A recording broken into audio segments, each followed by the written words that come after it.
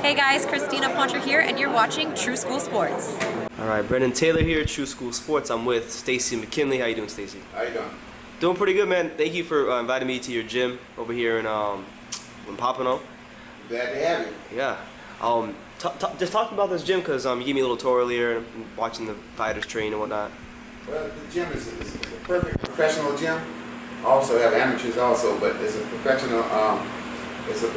Gym. You notice it's real warm. Yeah. You don't have any problems. It's private around here, and the fighters love it. And it's good that I can train in my own environment, and that way I can do and bring my Detroit way of training down here to Miami. Yeah. South Florida. I know that's a big deal to you because you be from the Kronk Gym and you be from Detroit. You kind of want to recreate that atmosphere. I need to do it the way I do it. Yeah. And being here is providing that for me. Okay. I got big plans. It's probably going to be one of the best gyms in South Florida. So a lot of fighters have been calling me, and a lot of fighters want to come here because they love they like me to work with them. They like what I've been telling them about the heat and everything. Yeah. Overall, I know last time I saw you, I was at the Heavyweight Factory, and you were telling me about just this heavyweight division, and you had a real strong opinion on the heavyweight division. You said you were going to give me a rundown on the heavyweight division.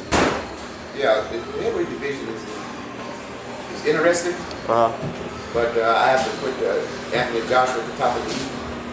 I think he's about the best out there. I would say that Deontay Wilder is number two. I would say that he's number two in the heavyweight division. But you got a lot of guys coming like Gerald Miller, you got Trevor Bryant, you got Parker, quite a few heavyweights. So it's going to be up and down until we really find out who's going to be the man. I think that Joshua will end up being the man. I think one of the younger guys like Trevor Bryant is going to give him a hell of a fight and run for his money though. Yeah. Well, about Trevor Bryant, he's your fighter and he hasn't been in the ring for quite some time. When do you think we'll be back in the ring? Well, Trevor Bryant is a very talented young man. He's been talented ever since he was a kid, but he has special qualities. He has real good hand speed for a big guy, 6'5", 240 pounds. He's very busy, throws a lot of combinations, and fight at a high level for a kid that big. That's kind of hard to find. He takes a good shot. He trains hard. He's in tip-top condition. So I'm expecting a lot of things from him. And he's young. Yeah, he is. And I know. Aside from him, you also have Amir Imam. Amir, a very talented fighter, on the way back on the comeback trail. What do you feel about him as far as this 140-pound division? Because I know he's the #1 mandatory for Terence Crawford. How do you feel about the whole situation right now? Well, I think the 140-pound division is a good division. 140 to 147, very good. I think that the 140 is a division that he can dominate. He can dominate the division and then eventually move up to 147. Yeah. How do you see him matching up against Terence Crawford? Because he's the class of the division. People think he's unbeatable right now. Well, Terence Crawford is a very, very outstanding boxer. He's a good southpaw. He's quick. He has good experience.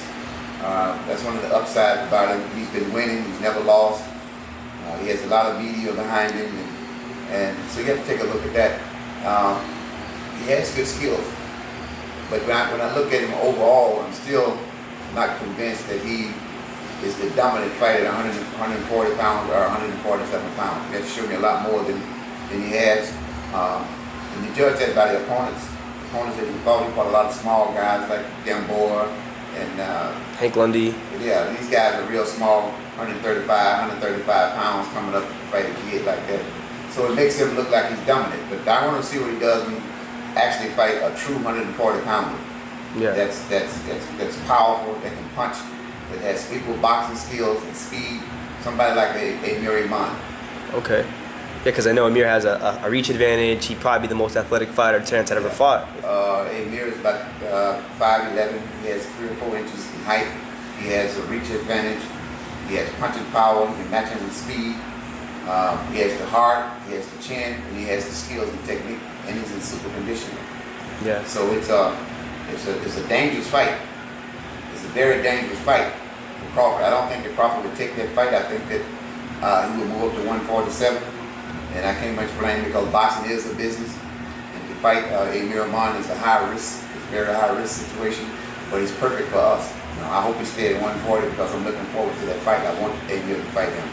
Because you want to be a superstar, they say this guy's going to be a superstar, so if you be the star, then you take all the publicity from him. And you become a star yourself. Yeah. Yeah. So it's very, very interesting. You know, I've seen fighters like Crawford before. I've seen them, and I've seen them under pressure. You know, I can go back and look at Hector Camacho. I can look at Camacho. You want to make a comparison? Camacho is all around boxer, real fast, real slick, real smooth. But then you can take Felix Trinidad. You look at Felix Trinidad. Mm-hmm. Well, when you match up against Trinidad and the Camacho, you see the difference in the fighters. So now you got the same situation. You got A-Mill to match up against Crawford. So you look at it's a picture image of the two fighters. Yeah. And so you'll find out that it's going to be it's very difficult for Crawford to beat A-Mill. Yeah, I've always believed that. A lot of people don't give Amir Champ a chance. Like, I make videos on YouTube and I'll say, you know, Amir will be competitive in the fight against Terence Crawford for this reason, this reason, this reason. And people will say, like, nah, Amir will get stopped in like 6 rounds. No, he won't get stopped in 6 rounds. The situation is, they don't know boxing. They don't know boxing like they think they know. They are fans. They're talking. But when you look at the insides and the skill level and the punching power of Amir and the size, and Crawford like to do a lot of moving and running. A lot of guys he run from, he beat them on the run. And that's because they don't know anything about cutting the ring off. They don't have jabs. They don't have straight right hands. They don't have the ability to hurt you. It's different when you're fighting a guy who can't punch. Yeah. Crawford is very much aware that, look, I can't let this guy hit me. I can't get hit with this guy. If I get hit with one good shot, I can't get hit with 2 shots in a row. So you got to take all this in consideration. There's a lot to look for, and there's a lot of danger involved. Absolutely. And you know, you're a trainer who's been around the block. Like you've been in boxing for longer than I've been alive. So one thing I wanted to kind of ask you is, like, you were around Mike Tyson, you know, back in the day. What's your do you have a Mike Tyson story you could tell? Like, what's your best Mike Tyson story? Well, it's a lot of stories. There's a lot of stories dealing with Mike Tyson because it's so controversial. But one of my best experiences dealing with Mike is when I realized his skill level. You know, before I started working with him, a lot of people, and a lot of other trainers, they made a comparison to like Mike Tyson and not Joe Louis, but Mike Tyson and Joe Frazier. He fights like Joe Frazier and all this, but once I got with him, I realized his skill level, and I remember I was wrapping his hands one day, and he said something to me. Then I realized where his level come from. The skill level came from Customata. Mm-hmm. He told me that Customata told him that he could never beat Joe Louis. And he said that Blackburn was the best trainer he ever lived. That's what Customata told Mike, and Mike told me that. So when he said that, then it come to me, okay, it's obvious that Cus was a genius, because Mike's skill level basically is the same as Joe Louis, but Customata took him and turned him around. He reversed him. Yeah. Once he reversed him, you can see he has the same skill level as a Joe Louis and this type of thing. So that's one of the things that is very, very intriguing about Mike, that I learned about him. Of course, my first fight with him, the Peter McNeely fight, was very, very interesting for me. It actually changed me in boxing. It changed me, put me on a different level, and it changed everything. So things will never be the same because of him. I owe that to Mike Tyson, but he's just one of the greatest fighters ever lived. Mm-hmm. You know, I talk to guys and we make comparison, like Floyd Mayweather, self-proclaimed the greatest fighter ever lived, and they say different things. Now I tell you, Floyd is a great fighter. He's very good. He's a very great fighter, but they will never rank Floyd above Mike Tyson or Muhammad Ali, and it's simply because those guys are heavyweights. And by them being heavyweights, they're not going to rank them above that. Now, the only fighter that I know that they're ranked above Tyson is Sugar Ray Robinson. Yeah. Most fighters and most fight fans, fight experts and analysts would say that Robinson's the best fighter that ever lived. So, you know, you got to, it's very difficult. And you take a look at the opposition, you take a look at the opposition that Ali fought, it's hard not to say that he's the greatest because he fought a majority of 8 fighters. That's one of the luxuries that Mike Tyson didn't have. Mike Tyson didn't have the fighters, and Joe Louis didn't have the fighters, the opposition that Ali had.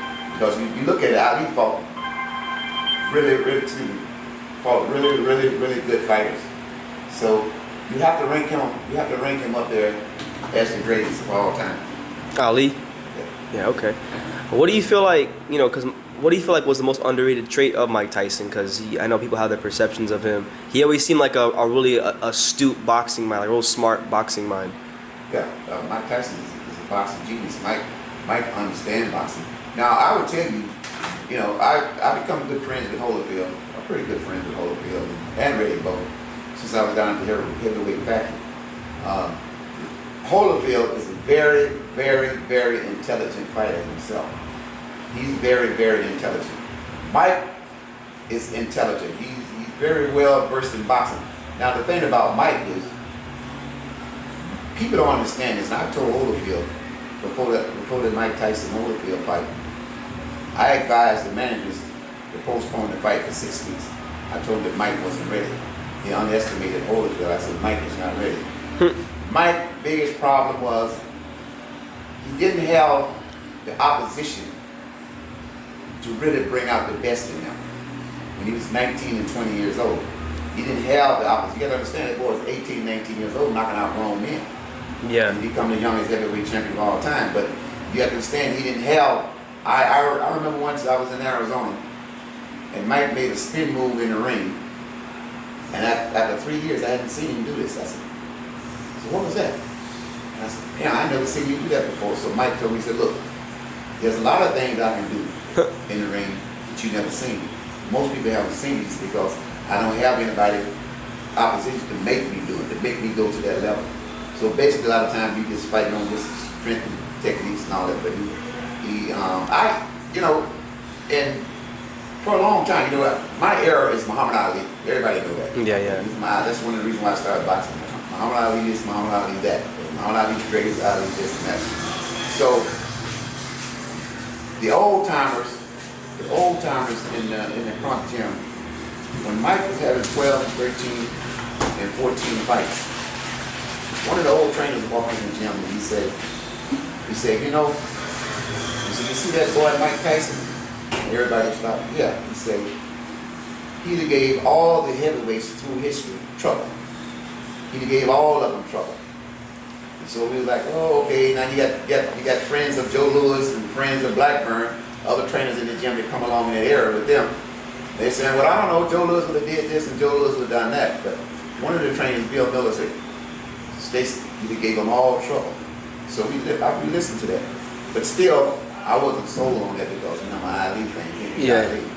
But once I started working with him, started working with Mike, and started to realize, wait a minute, this ain't what I thought it was. This ain't what people think it is. I said, this is legit right here. And so I began to change my mind a little bit about the Ali Tyson situation. And Mike never bragged about who he can beat and this type of thing. But one day our motivator Crocodile asked him at his house in Cleveland, said, Mike, do you think you can beat Muhammad Ali? And Mike looked at him and told him, said, I would kick Ali's butt, man. Ali wouldn't have been able to stay in the ring with me. Now, Muhammad Ali said that Mike Tyson would have gave him a hard fight. I think that... Ali said that? Yeah. See, he definitely gave him a hard fight. Now, I think that the fight went the distance. I think that Ali probably went the distance, he won a decision. But he probably had to get up off the floor a couple of times also. Because you have to understand, look at what Joe Frazier did. Joe Frazier took him to hell and back. Joe Frazier wasn't the fighter that Mike Tyson was. Joe Frazier had one hand, but Mike Tyson had two hands.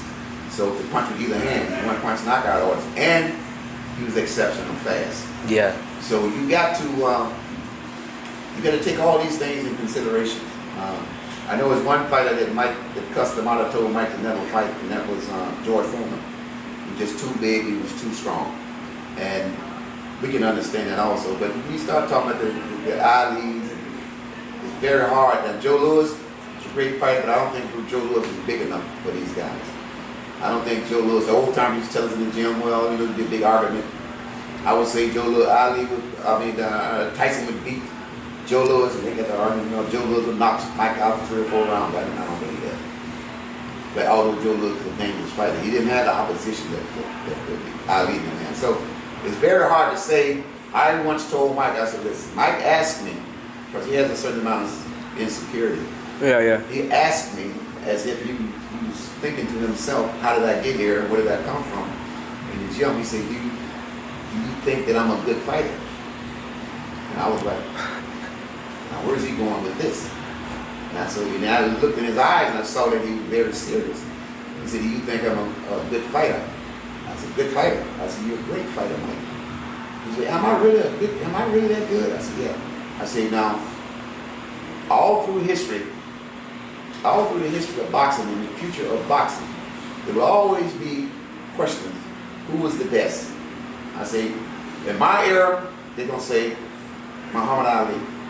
And Joe Louis, the other guys, trainers that are older than me, they're going to say Joe Louis. The younger guys is going to say Mike Tyson. So you three will always be controversial about who was the best, who could have beat who. I said, but that's where you're going. And I got to go with the opposition of the fighters that Ali fought. Ali didn't up anybody. I mean, he fought these guys when he was in their prime. You know, he fought the Ernest Shavers, he fought the George Foremans, Big Buster Mathers. He just fought everybody. Ken Norton. Yeah. I mean, I don't think he really ever beat Kenny Norton because of styles. But you got to look at the opposition that he fought. You know, and a lot of people told him not to fight George Foreman. But Ali was a different type of person. He took pride, and he felt that the boxing ring and that championship belonged to him.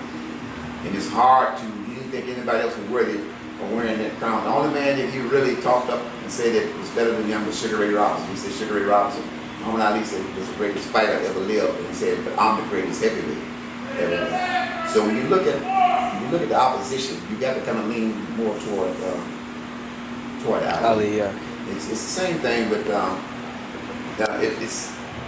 you look at Mayweather. You go through the history of Mayweather. And Mayweather say he's the greatest fighter ever lived. But you got to understand these guys are very rare. Mayweather was a rare person. I remember when he used to train at the Golden Glove gym in Las Vegas. Tyson would train, and then Floyd would come in with Roger, and they would train. So I would stay there and watch a few rounds with Floyd. Now, I knew Floyd from a kid in amateur. I watched a few rounds, and I wouldn't say anything until he would always ask me, how did I look? And I would look at him and say, you look good. And then I would immediately leave the gym. I would walk. I think this happened about 5 times. So one day, he asked me, he said, how did I look? I said, sit down, I'm going to talk to you. So he sit down, and I'll talk to him. I said, excuse me. I asked him,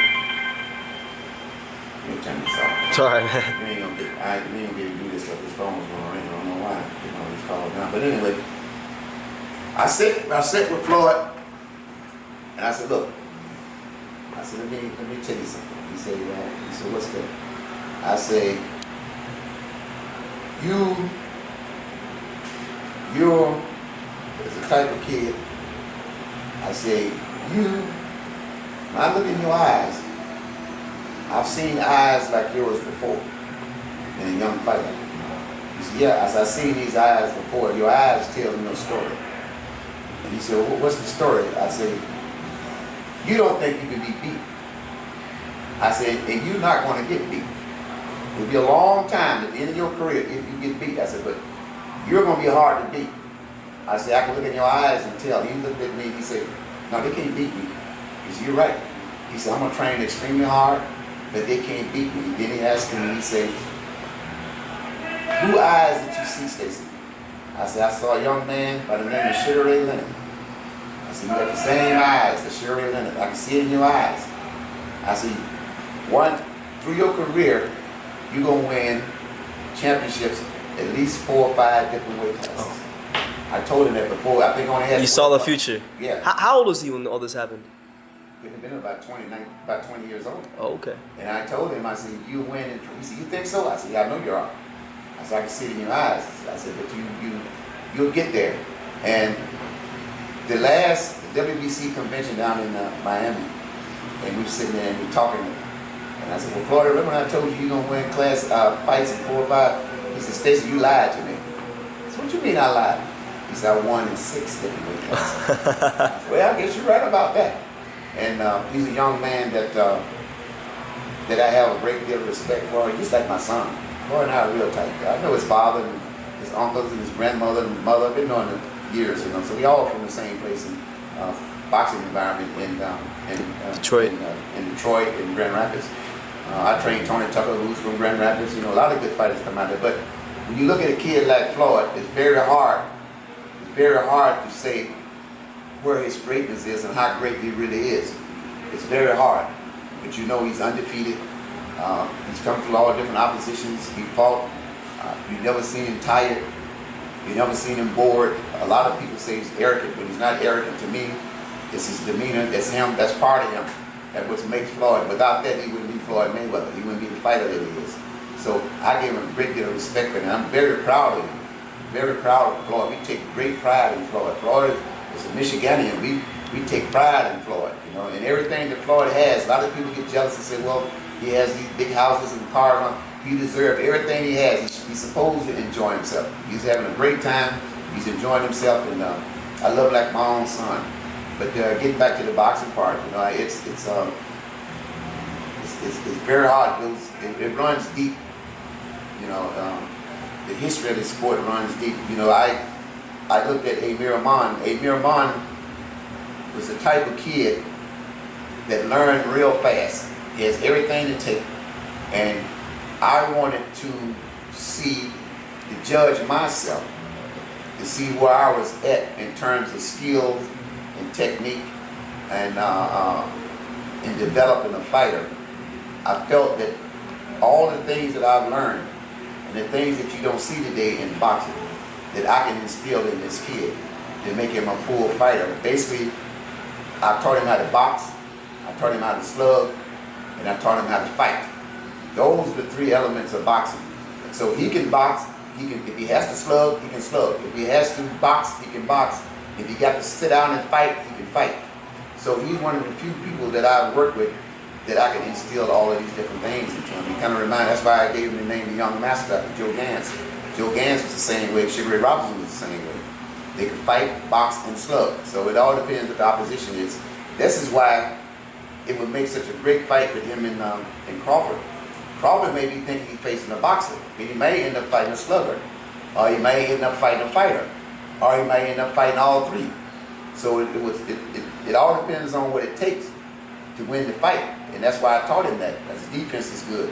Some people say, well, you know, he spent a lot of time on the ropes, but if you look at him fighting off the ropes, he's very good off the ropes. I remember when Wilfred Benitez was a great fighter off the ropes. Joe Gans is a good fighter off the ropes. So they lure you into that well, and they take you out. But everybody can't do that. You know, everybody can't fight like that, and everybody can't do that. So that's one of the things that I have great pleasure in working with him. Playing for that, because I knew that he wasn't 100%. I knew he wasn't ready 100%, and we took a chance. He wanted to go ahead on the fight because he didn't want to back out. And the night before the fight, I asked him how he felt. You know, he said, well, I'm okay. I got enough for this guy. But I knew he wasn't 100%. And so we took the fight. He learned from the fight. I learned from the fight. I learned from the fight. And I immediately got him tested that his levels, his blood levels and everything was off. So he was anemic. He was sick. So now everything is straight. His strength is back. His power, his speed. In fact, right now he's stronger, more powerful, he's more hard. His body is more hard, and he's more mature in the head. So it will make a big difference. He understands what it's like to lose, and he doesn't want to go there. Never again. He was just telling me that right here when we were talking. He doesn't want to go, but he's very easy to train. Very smart, very easy, studious person. Gym rat, always in the gym. Yeah, you know, even going like heavyweight factor, I always saw him there. Always in the gym. It's that's our Detroit thing. Even the top fighters, Tom Hearns, they didn't have a fight. We always said, come to the gym at least 3 days a week. So hit the bag, skip rope, shadow box, to do something. You never leave the art Boxing is a sport that you got to be in there all the time. You hear Floyd say, I go to the club, I hang out, sometimes I leave the club, I take off and put my gym shoes on and I run home, 6 or 7 miles. So the mind is always in the gym. You have to live this sport. It's very, very hard, so you have to live it. Absolutely. And my guys live it. You know, they live the sport right now. I live it right there with them. Yeah. Well, any message to the boxing world? You kind of just you went really deep in some stuff. But any message to the boxing world? Anything you want to say to the fans of Amir? The thing I want to say to the fans, I want to say to all fighters: don't forget your line of work.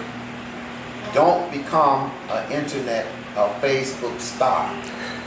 Don't make a star out of yourself on Facebook. Make a star of yourself in the ring. Stick with your art. Stick with your art and your technique. I would say to the young fighters, watch the internet.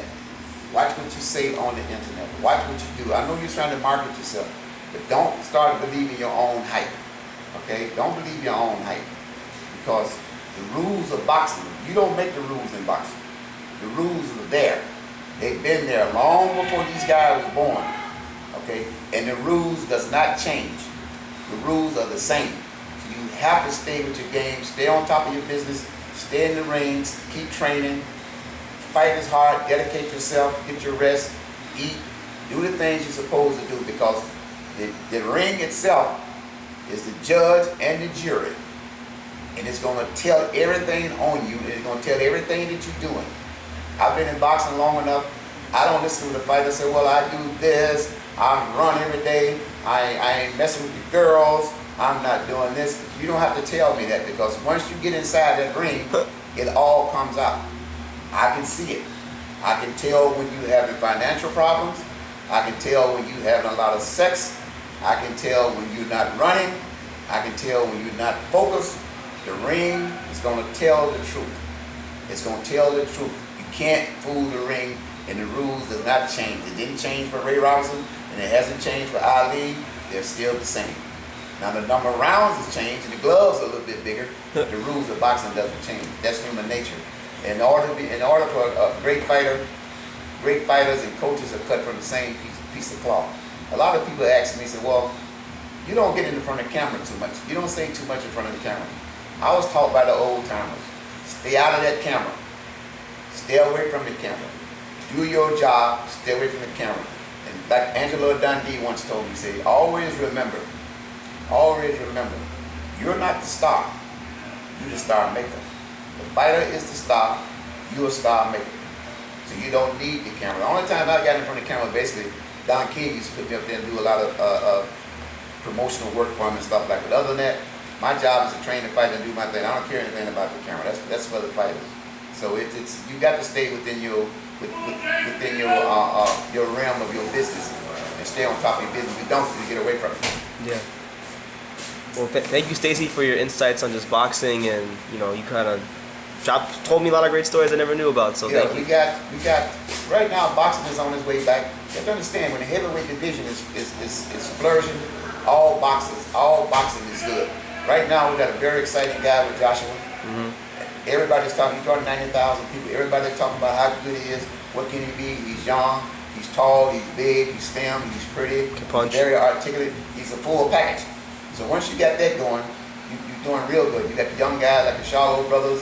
You got Errol Spence. A lot of young guys are coming that's real good. Yeah. So the boxing is coming around real good. You got the female boxers coming around, Chastity Martin, Clarissa Shields. Carissa.